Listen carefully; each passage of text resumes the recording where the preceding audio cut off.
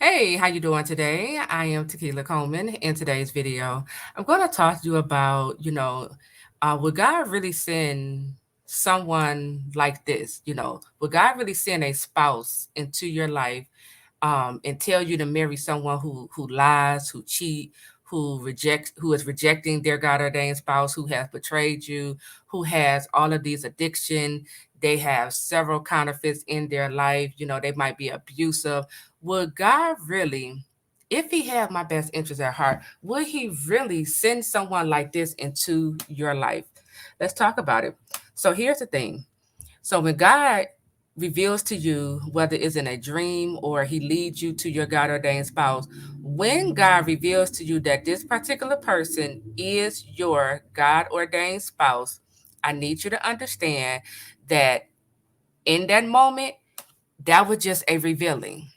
God didn't say start dating. He didn't say ask for their number. He didn't say, y'all about to get married the next month. All He said in that moment was, this is your God ordained spouse, right? And so, where a lot of us are finding ourselves going wrong at, I'm guilty of this, is that after God reveals to us who our God ordained spouse is, we start building our friendship with them. Some of us move into dating them. Dating turns into now we're having sex, we're fornicating with them. You might even enter into a relationship with this individual only to now find out this person who God is telling you is your spouse. Now you're seeing all these counterfeits popping up. Now, the closer you get to this spouse, now you're learning and you're seeing this person for who they really are. You're like, wait a minute, wait a minute, this person, he's a cheater. He or she is lying, they're abusive, and now you start questioning and wondering if you really heard God, right? And so you got to understand that God, there is no confusion in His kingdom, okay? So God tells us in the Bible, do not be unequally yoked with unbelievers, right? So when God say this is your God ordained spouse, that's all He said in that moment. And when we take matters in our own hands, when we get impatient and we, get really excited about the opportunity, right, of marriage, and we start dating and, just getting close to our spouse only to discover all of these bad things, right? That's when God steps in because He loved both of us so much to where He said, you know what, let me go ahead and step in and create this divine separation. Because how can you and your God ordained spouse, how can the two of you walk together if one is a believer and the other one is a prodigal? How can, excuse me, how can the two of you walk together if one, believe in God and the other one is serving the devil?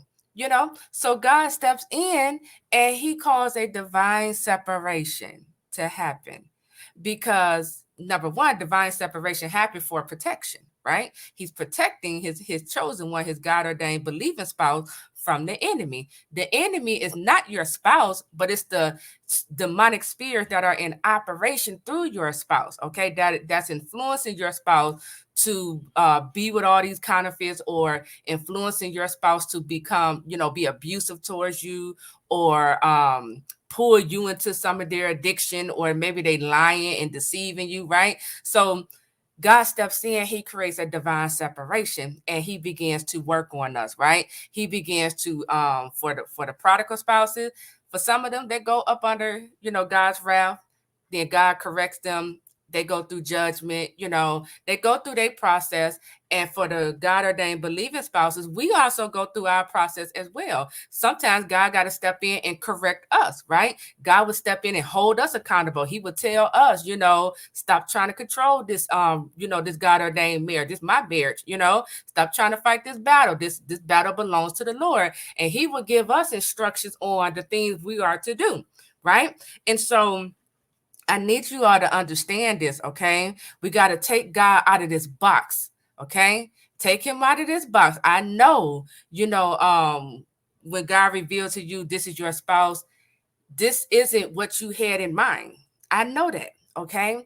But that doesn't mean this not God. Okay, you got to understand. See, God's thoughts is not our thought. His ways are not our ways, right? God already know. He already, when he tell you this is your God ordained spouse, he's speaking the end results in mind. So God already, he's telling you this is going to end in marriage, right?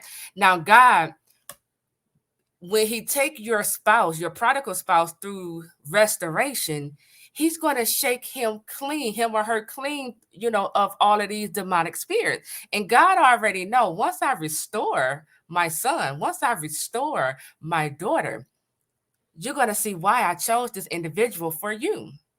Right?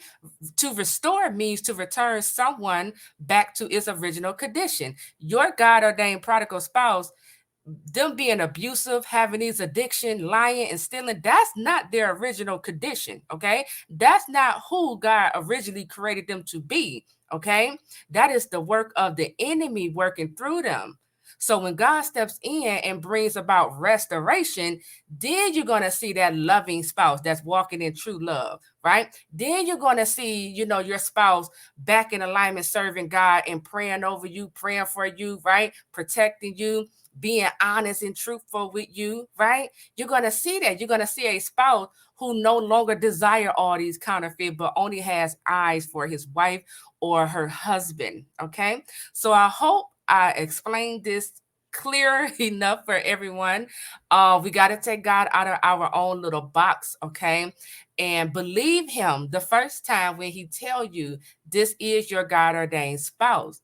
Don't believe what when you start seeing all the enemy at work in your God ordained prodigal spouse, yeah, believe that, but also know nothing is impossible with God. If God can convert Saul into Paul, your prodigal spouse isn't impossible for God. Okay. So that's what I wanted to share with you in this video. I am Tequila Coleman. I'll talk to you all real soon. Take care.